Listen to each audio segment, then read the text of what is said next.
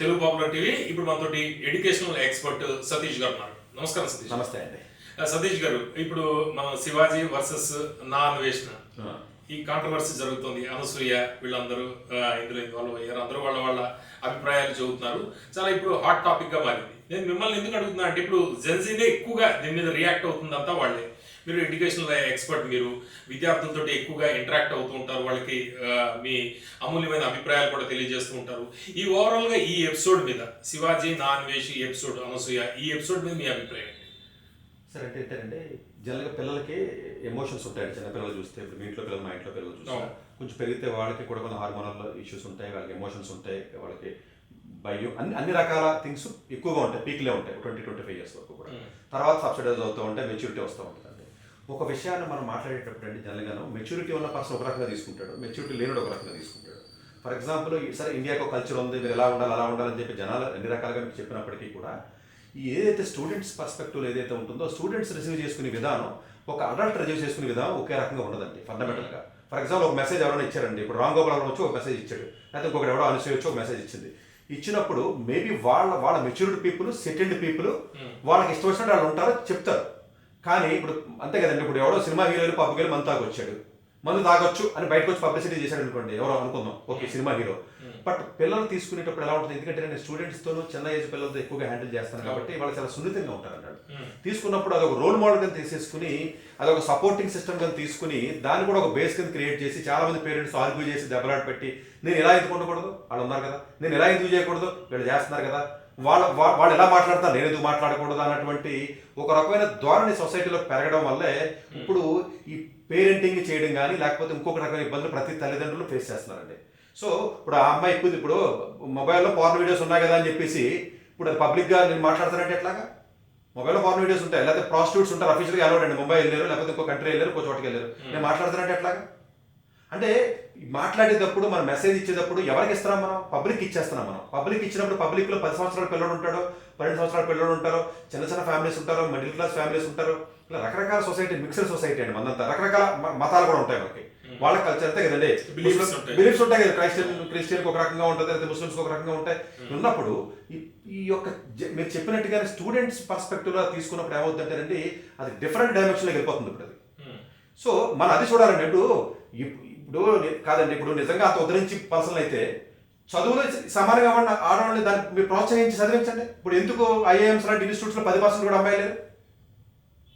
గట్టిగా రిజర్వేషన్స్ ఇచ్చినట్లు ఇస్తేనే ఐఐటీస్లో కూడా 20% రావట్లేదు.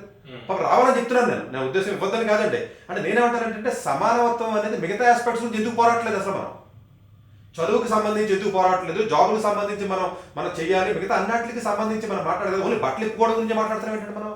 నిజంగా ఆవిడ అంత ఉద్ధరించి ఆవిడైతే చాలా మంది సొసైటీలో ఆడవాళ్ళు చాలా మంది ఏమన్నా మహిళలను ఉత్తేజపరచడానికి మహిళలకు సంబంధించి ఎప్పుడైనా ఏమైనా చేసింది ఆవిడ? మీరు చెప్పండి, మరి మీకు తెలుసు కదా. అంటే బట్టలు ఇప్పుకోవడం గురించి ఎందుకంటే దానికి సంబంధించి మాట్లాడడం ఏంటంటే సాంప్రదాయం ఉంటుంది ఇంట్లో.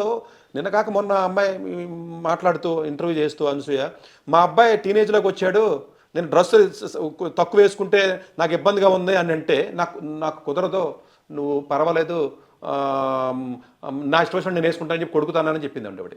రీసెంట్గా జరిగిందండి అది. అంటే ఏంటిది అంటే, పిల్లలు ఒక టీనేజ్కి వస్తున్నప్పుడు ఏ రకమైన మెసేజ్ మనం ఇవ్వాలండి? అంతే కదండి. అంటే బట్టలు అనేది మన సంస్కృతిలో ఒక పార్ట్ కదండి. మీరే చెప్పండి, ఒక పార్ట్ కదా. ఇప్పుడు మీరు ఎవరో ఎందుకంటే, మీ ఇంట్లో మనం ఎలా ఉంటాం, మన ఇంట్లో ఎలా ఉంటామండి, భార్యలను కానీ పిల్లల్ని కానీ. నా ఉద్దేశం రిస్ట్రిక్షన్ చేయమని కదండి. చక్కగా కారులు తోలుతున్నారు, విమానాలు తోలుతున్నారు, తోలండి. ఇంజనీర్లు అవుతున్నారు అవ్వండి, డాక్టర్లు అవుతున్నారు అవ్వండి, సమానం కాబట్టి సైంటిస్టులు అవుతున్నారు ఉన్నట్టు బయట ఉండలేం కదా అంటారు. అంతే కదండి. బెడ్రూమ్లో ఫోన్లో అన్నీ ఉన్నాయి కదా అని మాట్లాడతారా? ఫోన్లో ఉన్నట్టు మాట్లాడకూడదు కదండి. ఇది తప్పనిసరిగానండి. అంటే శివాజీ అన్న దాంట్లో 1-2 పదాలు అయితే దొర్లు ఉండొచ్చు తప్ప, ఎట్టి పరిస్థితుల్లోనూ అతను చెప్పింది ఏదైతే ఉంటుందో బయటకు వచ్చినప్పుడు, పబ్లిక్లోకి వచ్చినప్పుడు మాట్లాడాలి. ఇప్పుడు అంటే అనసూయ బెడ్రూమ్లో ఎటువంటి డ్రెస్సుల్లో ఉంటుందో అది పబ్లిక్ డొమైన్లో అలా ఉండకూడదు అని. అంతే కదండి. ఎవరో ఉండకూడదండి. కాదండి, ఎవరో కాదండి, మీకు తెలిసిన వాళ్ళలో, నాకు తెలిసిన వాళ్ళలో ఎవరైనా అలా ఉన్నారా? ఉంటే మీరు అడగరా? మీ ఇంట్లో, మా ఇంట్లో ఆడపిల్లలు ఉంటారు కదా. అంటే పిల్లలకి ఫ్రీడమ్ అంటే ఇది కాదు. ఫ్రీడమ్ చక్కగా నీకు ఎక్కడో నీకు యూరోప్లోనో ఎక్కడో సీట్ వచ్చింది, అడ్మిషన్ పంపించు, అక్కడ అవి పోరాడు. లేదంటే మంచి పిల్లలకు చదువు వచ్చింది, మంచి సీట్ వచ్చింది, జమ్మూ కాశ్మీర్లో సీట్ వచ్చింది, హైదరాబాద్ దాటి వెళ్ళను అంటారు కొంతమంది తల్లిదండ్రులు. అక్కడ ఖండించు. ఎందుకంటే పిల్లలకు అవకాశం వచ్చింది కదా, ఎందుకు వెళ్ళరు? జాబ్కి వెళ్ళనంటారు, ఖండించు. చదువుకి వెళ్ళనంటారు, ఖండించు. లేకపోతే వ్యవసాయం చేయాలి, లేకపోతే ఇంకొక పని చేయాలి. అక్కడ మాట్లాడటం మానేసి ఆడపిల్లలు నిజంగా ఉద్ధరించాలి అనుకుంటే అది బోల్డ్ ఉన్నాయండి. ఉమెన్స్కి సంబంధించి ఎంతమంది రేపులు గురవుతున్నారు, ఎంతమంది చచ్చిపోతున్నారు, ఎంతమంది అనాథల కింద ఉన్నారు, ఎంతమంది ట్రఫికేటింగ్ జరుగుతుంది, వీటికి సంబంధించి ఎప్పుడన్నా మాట్లాడింది ఆవిడ? అంటే పబ్లిసిటీ కావాలని మార్కెట్లోకి వస్తున్నారా ఏంటి నాకు తెలియదు. ఇప్పుడు రామ్ గోపాల్ వర్మ లాంటి వ్యక్తో లేకపోతే ఇంకో వ్యక్తో మెచ్యూరిటీ పీపుల్ అంటే వాళ్ళన్నీ ఎంజాయ్ చేసేసారు, అన్నీ అయిపోయినాయి వాళ్ళకి. ఎవరికి మెసేజ్ ఇస్తున్నారు వాళ్ళు? అంటే అనసూయ లాంటి వాళ్ళని మద్దతు ఇస్తే వాళ్ళకి చాలా మంది ఇలాగే తయారవుతారు, సమాజం పాడవుతుంది. అలా పాడవుతుందంటే నేను చాలా మందిని కౌన్సిలింగ్ చేస్తున్న ఎక్స్పీరియన్స్ చెప్తున్నాను. నాకంటే ఎక్కువ మంది కౌన్సిలింగ్ చేసిన ఎవడు ఉన్నాడు భారతదేశంలో. అవునవును, ఎన్నో వేల మందిని చేస్తున్నానండి. స్టూడెంట్స్ ఎలా ఉంటారో తెలుసంటే పిల్లలు మీకు తెలియదండి. వాళ్ళకి చాలా ఈజీగా 10 పాయింట్లు మీరు మంచి చెప్తే ఒక పాయింట్ అడిగి నచ్చింది అనుకోండి, ఒరే 9 మంచి చెప్పి ఎప్పుడైనా సినిమాకి వెళ్ళొచ్చానని చూడండి, మీ ఇంట్లోకి వెళ్ళి నాన్న సినిమాకి వెళ్ళమన్నారు కదా అమ్మ అంటాడు. తప్పు కాదండి వాళ్ళది. అంటే ఎప్పుడు అట్రాక్ట్ చేసినప్పుడు అంటే ఎక్కువగా అట్రాక్ట్ అవుతారు, తీసుకుంటారండి. మరి ఎలాంటి మెసేజ్ మనం పబ్లిక్ లో ఉన్నప్పుడు మనం పిల్లలకి ఇవ్వాలండి? ఇప్పుడు నా అన్వేషణ వీడియోలు మీరు చూసారా? అంటే అతనికి ఇంతకుముందు తెలియదని చూసాను కానీ కాదండి, నిమిషాలు కూటి మాట్లాడి స్టెబిలిటీ లేని ఏదో వ్యూస్ గురించో డబ్బుల గురించో ఇంకోటి ఇష్టం వచ్చినట్టు మాట్లాడే విధానం తప్ప అతను ఏం కాదండి. అతను ఏమైనా ఏం చేశాడు, అతను ఏం సాధించాడు లైఫ్లోనూ? అతను తిరుగుతున్నాడో చేస్తున్నాడు వేరే విషయం అండి. జనరల్గా అన్ఫార్చునేట్గా మనకున్న పబ్లిక్ కూడా ఎంటర్టైన్మెంట్ లేదా ఇలాంటి వాటికి అట్రాక్ట్ అవ్వడం తప్ప. సో ఆ మాట తప్పు కదండి అది. ఇప్పుడు మన దేశంలో ఉన్నాం, మనకు కల్చరు, మనకు ఒక సిస్టమ్ ఉంది కదా. మనకు కాదండి, ఇప్పుడు మనం నానమ్మో లేకపోతే అమ్మో లేకపోతే మనమో అలా లేవు కదా. అంటే ఒక్కొక్క జనరేషన్ మార్చేస్తున్నారు వాళ్ళు. మీకు అర్థం కావడం, ఒక జనరేషన్ ఉందండి, దాన్ని కొంచెం మార్చి మోడర్నైజేషన్ అన్న పేరుతో, గ్లోబలైజేషన్ అన్న పేరుతో వస్తున్నారు. ఇంకా మార్చి ఫైనల్గా ఎక్కడ తీసుకొస్తారో అంటే ఆడపిల్లలను పాడు చేసేది ఎవరో కాదండి, ఆడపిల్లలకి హక్కులు కావాలన్న వాళ్ళు పాడు చేస్తున్నారు. హక్కులు ఉండకూడదంటారా? హక్కులు ఉండాలండి. ఇలాంటివి మీరు చెప్పడం వల్ల హక్కులు అదేనంటానండి. ఇప్పుడు ఆస్తి వాటాలో హక్కు కావాలన్నారు, అందరూ రక్షించారు కదా. ఎన్టీ రామారావు గారి టైంలో ఉన్నప్పుడు ఇచ్చారు, మంచిదే కాదు. లేదా ఆడపిల్లలకు రిజర్వేషన్స్ ఇచ్చారు ఐఐటీస్లో, మంచిదే. జాబ్స్లో రిజర్వేషన్స్ ఇస్తా అన్నారు, గ్రూప్ 1 గ్రూప్ 2, మంచిదే. ఉద్యోగాలు ఇచ్చారు, అంతే తప్ప వీటిలో ఏంటంటే నాకు అర్థం కాదు. ఇప్పుడు అంటే దేంట్లో మనం ఇవ్వాలి, దేంట్లో ఇవ్వకూడదు ఏంటి? ఇప్పుడు బట్టలు అనేది కాదండి. ఇప్పుడు ఎందుకు ఒక డిఫరెంట్ టైప్ ఆఫ్ డ్రెస్ వేసుకుంటారు, అవతల చూడాలనే కదా. ఎందుకు చూడాల్సిన అవసరం ఏంటి అసలు? మొగోడు ఎందుకు ఇప్పు తిరగట్లేదు? మొగోడు ఎవడు ఇప్పు తిరగడు కదా, ఎందుకంటే ఎవడో చూడడు కాబట్టి. అంటే చూడాలనా మీనింగ్ అక్కడ? మీరు చెప్పండి. మొగోడు ఎవడో తిరగడు కదా, తక్కువ మందిగా తిరిగేది. చొక్కాలు ఇప్పుకుని లేకపోతే ఇంకోటి ఇప్పుకుని తిరగరు కదా. అంటే నేనేమంటానంటే భగవంతుడు ఆడపిల్లలకి ఇచ్చినటువంటి వరం, వాళ్ళకు ఉన్నటువంటి ఇది అంతే కదా. అంతే సృష్టి ధర్మం అంటే సృష్టి ఇష్టం వచ్చింది వేసుకుంటాం, మాకు ఫ్రీడమ్ ఉంటుంది, మీరెవరు చెప్పేది. అవును, అదే ఫ్రీడమ్ మిగతా ఆటలో ఎన్నిట్లో మిగతా అన్నిట్లో మీరు ఎందుకు నిరూపించలేకపోతున్నారు అంటున్నాను నేను. ఇదే మీకు ఫ్రీడమ్ ఉందండి. కాదండి, ఇప్పుడు నాకు ఫ్రీడమ్ ఉంది కదా అని చెప్పేసి నేను బయటకు వచ్చి నేను చేయడం అనేది ఏదైతే ఉంటుందో అది కూడా లా తప్పండి. ఇప్పుడు మీకు కొన్ని దేశాల్లో ఒక మాట మిమ్మల్ని ఎవరైనా మీ ఇంట్లో మా అబ్బాయి అంటే కేసు పెట్టచ్చు, తెలుసా? పిల్లడికి కేసు పెట్టచ్చు కదా. నా కొడుకే కదా, నేనే కన్నాను కదా అని అన్నాడు అనుకోండి, మీరు ఆడెళ్ళి కేసు పెడితే మేము లోపల ఎత్తారు కదా వేరే దేశాల్లోనూ. మరి నా కొడుకే అని మీరంటే ఎట్లాగా? అంటే ప్రతిదానికి కూడా అంటే మన కాన్స్టిట్యూషన్లో కూడా చాలా క్లియర్గా చెప్పింది ఏంటంటే ఎదుటి వ్యక్తికి భంగం కలగకుండా, ఎదుటి వ్యక్తికి ఇబ్బంది కలగకుండా, ఎదుటి వ్యక్తిని రెచ్చగొట్టకుండా. ఇప్పుడు మతం నా మతం కదా, నా మతం గురించి మాట్లాడుతూ ఊరుకుంటారా మీరు? మిగతా వాళ్ళని నేను రెస్పెక్ట్ చేసి మాట్లాడారు కదా. మాట్లాడకుండా నాది ఒక మతం కదా అని చెప్పేసి నేను మతాన్ని మాట్లాడితే ఊరుకోవట్లేదు కదా. లేకపోతే నా పిల్లోడు కదా అని చెప్పి నేను కొట్టి తిట్టేస్తే ఊరుకోడు కదా. ఆడు స్కూల్కి వెళ్తారు కదా. అంటే ప్రతి ఓడికి హక్కులు ఉన్నట్టుగా నువ్వు నీ ఇష్టం వచ్చినట్టు నా ఫ్రీడమ్ ఉంది కదా అని చెప్పి నువ్వు మాట్లాడేస్తే మరి అవతలోడు కూడా ఫ్రీడమ్ ఉంటుంది. వాడు ఇష్టం వచ్చినట్టు ఆడు మాట్లాడతాడు, లేదా కేసు పెడతాడు, ఇంకోటి పెడతాడు. సతీష్ గారు, ఇప్పుడు అరబ్ దేశాల్లో చాలా రిస్ట్రిక్షన్స్ ఉంటాయి మహిళల మీద, అటువంటి రిస్ట్రిక్షన్స్ ఉండాలంటారా? లేదండి, రిస్ట్రిక్షన్స్ నేను అనేది మనిషి ఎదగడానికి రిస్ట్రిక్షన్స్ పెట్టకూడదండి. ఓకే, తప్పండి అది. మనిషి ఎదగడానికి ఇప్పుడు మీ ఇంట్లో ఇప్పుడు ఆడపిల్ల ఉంది, మాకు పిల్లడు ఉన్నారు, అందరూ సమానమే. మనకి ప్రతి తండ్రి సమానంగానే చూస్తాడండి. సో ఎదుగుదలకి, వాళ్ళు ఇంప్రూవ్ అవ్వడానికి, వాళ్ళు ఇండిపెండెంట్గా బ్రతకడానికి, వాళ్ళు స్టెబిలైజ్ అవ్వడానికి రిస్ట్రిక్షన్స్ ఎప్పుడు పెట్టకూడదండి. అందరూ సమానమే. కానీ ఇలా చేయడం వల్ల పిల్లలు పాడైపోతారండి. అనుసూయ ఉంది 45 ఏళ్ళు 50 ఏళ్ళు, ఎవడండి దాన్ని చూసేది? నాకు అర్థం కాదు. ఇప్పుడు ఆ స్టేట్మెంట్ చూసి నాకు కూడా ఎలాంటి బట్టలు కావాలని అడిగితే మీ ఇంట్లో ఉన్నవాళ్ళు, మా ఇంట్లో ఉన్నవాళ్ళు దానికి ఫ్రీడమ్ అనే ముసుగు పెట్టి ఆ ముసుగు కింద ఎన్ని జరుగుతున్నాయి? ఇప్పటికే కాలేజీల్లో మేము చచ్చిపోతున్నాడు. మా కౌన్సిలింగ్ వచ్చిన వాళ్ళను ఎఫ్ఐఆర్స్ అంటారు, బ్రేకప్లు అంటారు, డ్రగ్స్ అంటారు. ఒకటి కాదండి, ఇప్పటికే కాలేజీల్లో దొంగతనాలు, క్రైమ్స్, డ్రగ్స్, మందు, గొడవలు, పోలీస్ స్టేషన్స్ ఫెయిల్ అయిపోయి. ఇదేంటిది? నేను బట్టలు ఇష్టం వచ్చినట్టు తిరుగుతాను, ఇంకోటి తిరుగుతాను. ఇది ఏ రకంగా చూసినా కూడా తప్పేనండి. అది అది మెచ్యూర్డ్ పీపుల్ ఇష్టం వచ్చినట్టు మాట్లాడడానికి పనికి వస్తుంది తప్ప. ఇప్పుడు నేను మెచ్యూర్డ్ అండి, నేను పోయి పబ్కి వెళ్ళి నేను బార్ షాప్కి వెళ్ళి మంది తాగినా, మీరు వెళ్ళి తాగినా పెద్ద సొసైటీకి నష్టం జరగదు. మన మెచ్యూర్డ్ పీపుల్ మళ్ళీ గంట కొట్టిన వెంటనే మన పని మనం చేసుకుంటాం.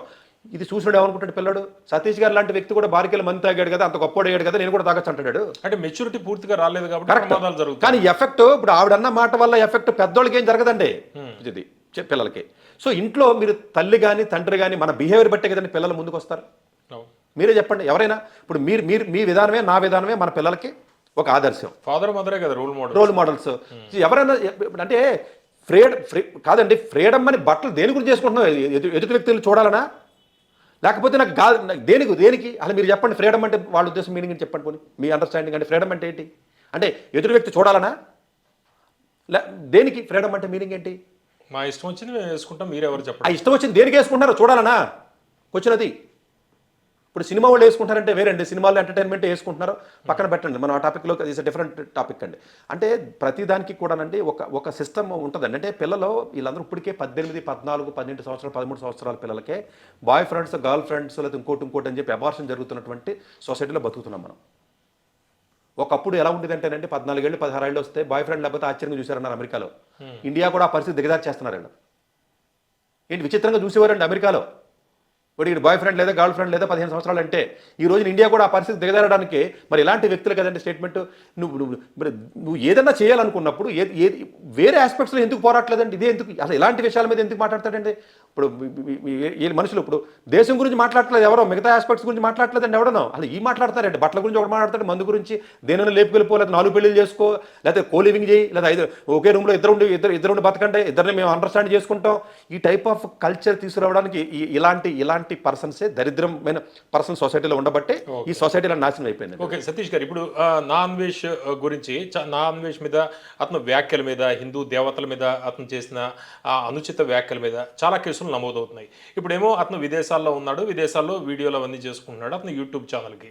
అతని మీద ఏదైనా చట్టపరంగా చర్యలు తీసుకునే అవకాశం ఏదైనా ఉందా, లేకపోతే ఇది మామూలు చిన్న కేసు లాగా? కాదండి, అతనికి వేరే కంట్రీలో ఆల్రెడీ సిటిజన్షిప్ ఉండుంటే డిఫరెంట్ అండి. అతనికి వేరే కంట్రీ సిటిజన్షిప్ లేనట్టుంది. ఆ బ్యాంక్ అకౌంట్ కూడా ఇక్కడ సీజ్ చేసేయచ్చు. ఒకటి ఇక్కడ కేసు పెడితే మొత్తం అది మనకి ఆ నోటీస్ కానీ ఇచ్చినట్లయితే ఆటోమేటిక్గా మీకు అంటే రెడ్ కార్నర్ నోటీస్ ఈజీగా ఇచ్చేయచ్చు. ఈ చిన్న కేసుకి ఇస్తారా? అదండి, అది ఏంటంటే పబ్లిక్ రెస్పాన్స్ ఎక్కువ వచ్చింది అనుకోండి. ఇప్పుడు వాడిని రెచ్చగొడితే ఆయన ఏం చేశారు, ఐబొమ్మరావుని పట్టలేదండి, పట్టుకొస్తారు కదండి. ఆయన ఆడే రెచ్చగొట్టాడు. దాన్ని ఇదేమన్నా శకావత్తా లేకపోతే ఏదైనా సినిమానా లేకపోతే పుష్ప సినిమానా రెచ్చగొడితే. సో వీళ్ళు ఇష్టం వచ్చినట్టు ఐబొమ్మరావుకి అయిన గతే ఇతను కూడా పడుతుంది. ఇప్పుడు కాదండి, ఈ రోజు కాకపోతే రేపు కాకపోతే ఎల్లుండి నిలవలసిందేనండి, పట్టుకొస్తారండి. ఆడు ఇండియన్ పాస్పోర్ట్ హోల్డర్ కదా, ఆడు ఇండియన్ పాస్పోర్ట్ హోల్డర్ అయ్యి ఉంటే నాకు తెలిసిన as per my knowledge Indian passport అనుకుంటాను.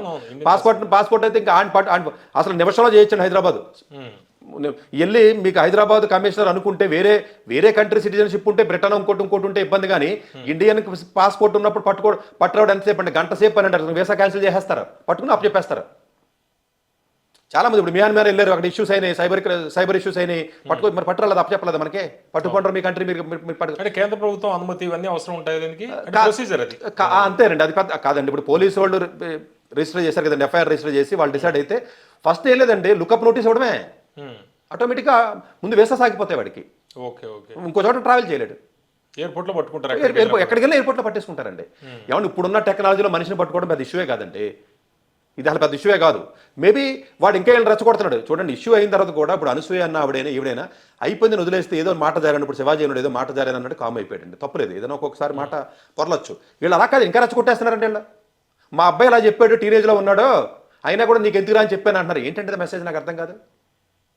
అది ఎవడన్నా కాదండి, పిల్లలకి మనం ఏదైతే చెప్తామో, ఏదైతే చూస్తారో అదే సీరియస్గా. నీకు డబ్బులు ఉన్నాయి, నీకు పొగరు ఉంది, లేకపోతే నీకు ఒకటి ఉందండి, ఇవన్నీ మిడిల్ క్లాస్ వాళ్ళు, లోవర్ మిడిల్ క్లాస్ వాళ్ళే కదండి. ఫైనల్గా మీకు డ్రగ్స్కి బానిసైనా, మందుకు బానిసైనా, లవ్ అఫైర్లకైనా, రిలేషన్స్కైనా, చదువు పాడు చేసుకుని రోడ్ల మీద తిరగడానికైనా బలయ్యేది middle class, lower middle class, poor పీపులే. హైదరాబాద్లో మాదాపూర్లో పబ్బులో పెద్ద పెద్దవాళ్ళు తిరుగుతారు, వాళ్ళకే నష్టం కాదు. వాళ్ళు ఎక్కువ తిరుగుతారో మందు తాగుతారో పక్కన పెట్టండి. ఎవడో మిడిల్ క్లాస్ ఫ్యామిలీ వాడు ఎవడో మీలాంటి అలాంటి బలవుతాడు, ఇంకా కింద ఉన్న వాళ్ళు బలవుతున్నారంటది. ఇది అర్థం చేసుకునేంత నాలెడ్జ్ వాళ్ళకు ఉండదండి. ఇప్పుడు మీరు నేను చదువుకున్నాం కాబట్టి, మనకి సొసైటీలో ఉన్నాం కాబట్టి అవగాహన అవుతుంది కాబట్టి మనకు అర్థం అవుతుందండి. ఎంతమంది దీన్ని అర్థం చేసుకునే పరిస్థితిలో ఉన్నారని మీరు అనుకుంటున్నారు? చాలా మందికి అసలు అర్థం కాదండి పాపం. చాలా మంది పిల్లలకి వాళ్ళు వేసుకున్నారు కదా, నేను ఎందుకు వేసుకోను అని అడగరనుకుంటున్నారా పిల్లలు మీరు? Right, okay. ఇది సతీష్ గారు చెప్తున్న వాదన.